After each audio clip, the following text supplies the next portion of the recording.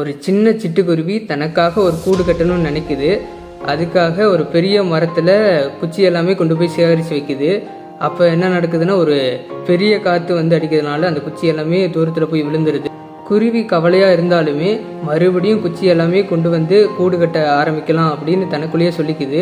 அடுத்த நாளும் கூடு கட்ட குருவி ஆரம்பிக்குது. அப்பையும் அந்த பெரிய காற்று அடிக்கிறதுனால கூடு பறந்து போய் விழுந்துருது. ஆனால் குருவி வந்து பொறுமையாக திரும்பியும் நான் கூடு கட்ட ஆரம்பிக்கிறேன் அப்படின்னு தனக்குள்ளேயே நினச்சிட்டு ஆரம்பிக்குது.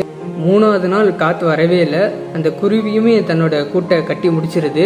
அதே காற்று அந்த குருவிகிட்ட கேட்குது, நீ எதுக்கு இந்த கூடு கட்டுறதை கைவிடவே இல்லை அப்படின்னு கேட்குது. அந்த குருவி சிரிச்சுக்கிட்டே பதில் சொல்லுது, நீ எத்தனை தடவை தூக்கி போட்டாலுமே விடாமல் இருக்கிறது தான் என்னோட பலமே அப்படின்னு சொல்லுது.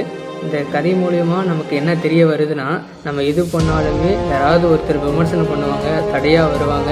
அந்த தடையெல்லாமே நினச்சி பயந்துட்டு இருக்காம முயற்சி பண்ணிகிட்டே இருந்தால் கண்டிப்பாக ஜெயிக்க முடியும் அப்படின்னு இந்த கதை மூலயமா நம்ம புரிஞ்சுக்க முடியுது. இந்த கதை பிடிச்சிருந்துச்சுன்னா கமெண்டில் சொல்லுங்கள். நன்றி.